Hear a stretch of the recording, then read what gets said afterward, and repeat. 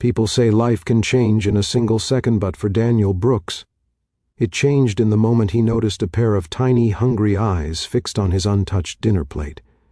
And when he looked up, the woman holding that little girl was already turning away, hoping he hadn't seen them. Daniel had come to Westwood Diner that evening simply to eat and disappear from the world for a while.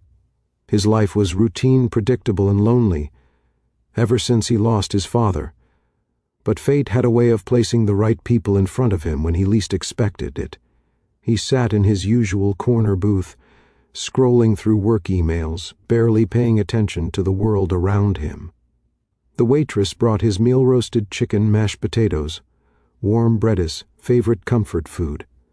He lifted his fork, ready to distract himself with food, when something made him pause. A pair of wide hazel eyes, a little girl no more than 6, stood a few feet away, her tiny hands gripping the sleeve of a worn-out jacket. Her curly dark hair was messy, her cheeks pale, and she was staring at his plate with a hunger so pure and honest that it pierced straight through him before he could speak the woman beside her clearly. Her mother pulled her gently back. "Lily, don't stare, sweetheart," she whispered, her voice trembling as if embarrassment and exhaustion lived inside. Every word Daniel's eyes moved to the mother. She looked barely in her late 20s. Her clothes were clean but old, her hair tied loosely, and her eyes carried the tiredness of someone who had fought too many silent battles. She gave him a quick, apologetic smile and tugged her daughter's hand. "We're leaving. Come on."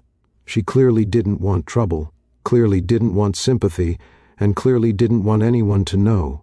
But Daniel couldn't take his eyes off them. Something about the way she walked, slow, careful, as if she didn't want to be noticed, told him. She wasn't just passing by, she was hungry too. "Wait," Daniel said softly. She froze the girl. Lily turned back first, her little eyes searching his face cautiously.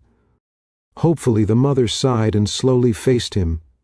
Sorry," she whispered. She didn't mean to stare. "We're just leaving," but Daniel had seen everything he needed to. He stood up. "Are you two okay?" She shook her head instantly. "Please, we don't want any trouble. We're fine." Her voice cracked slightly on the last word. "What's your name?" Daniel asked gently. The woman hesitated, her grip tightening on her daughter's. "Hand Emma, and this is Lily." Lily gave the smallest, shyest smile. Daniel knelt to her level. "Hi, Lily, are you hungry?" Her eyes darted to her mother's face, waiting for permission. Emma swallowed hard. "No," she whispered, but Lily remained silent, her eyes still fixed on his plate. Daniel looked back at Emma quietly, without judging. "Please," she whispered, her voice breaking. "I don't want charity. It's not charity." Daniel said softly, "It's dinner and I'd like to share it with you." Emma's shoulders shook slightly. She looked away, blinking fast, fighting tears. She didn't want anyone to see. Finally, quietly, painfully, she nodded. Daniel asked the waitress for another table, a bigger one, a warmer corner, when they sat down. Lily climbed into the booth like someone who had dreamed of this moment. She touched the warm bread with pure wonder, as though it was something magical. Emma tried to stop her. "Wait, honey." Daniel shook his head, gently let her eat, and Lily did. Each bite looked like a small blessing. Emma, however, barely touched her plate. She kept glancing around, uncomfortable, as if someone might accuse her of something. Daniel noticed. "You haven't eaten," he said softly. Emma hesitated, then finally took a tiny bite. It was enough for Daniel to see just how long it must have been since she had a proper meal. After a few minutes, Lily looked up with glowing eyes. "Mommy, this is the best food ever." Emma smiled weakly. "Say thank you to Mr. Daniel." "Thank you, Mr. Daniel," she chirped joyfully. His heart warmed instantly. "What happened?" he finally asked, not out of pity but genuine concern. Emma took a shaky breath. "I lost my job 2 months ago. We lost our apartment shortly after. I've been working small shifts cleaning where I can, doing laundry for people. But it's never enough, not with a child." Her voice cracked. "We've been sleeping in a shelter for a week."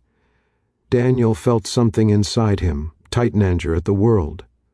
Frustration that people like Emma were invisible to society and her father. He asked. Gently, Emma looked down. He left before Lily could even talk. We've been on our own ever since silence hung between them for a moment. Then Daniel said, "You're not alone tonight." Emma's eyes filled instantly. She looked away, wiping quickly. I don't want to burden anyone. You're not," he said firmly. "You're human." They talked for almost an hour. By the time Lily fell asleep on the booth seat, Emma looked less afraid, less shrunken, more like someone remembering how it felt to be treated with dignity. Daniel finally spoke, the words forming in his mind. "I want to help you." Emma shook her head. "Daniel, no, you don't even know me. I know enough," he said softly, "and I want to let me help you find a job, a place to stay, something stable. You deserve that." Emma stared at him, stunned, hopeful, afraid why she whispered.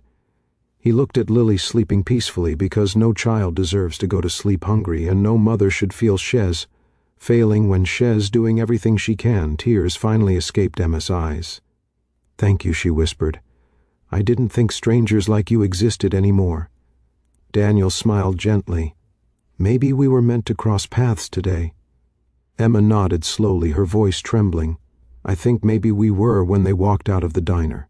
Daniel carried the sleeping Lily in his arms, and Emma walked beside him, no longer trying to leave quietly, no longer hiding her struggle, no longer invisible. That night was the first step toward a new life for all three of them, because sometimes the moment you try hardest to slip away quietly becomes the moment someone decides you shouldn't walk alone anymore.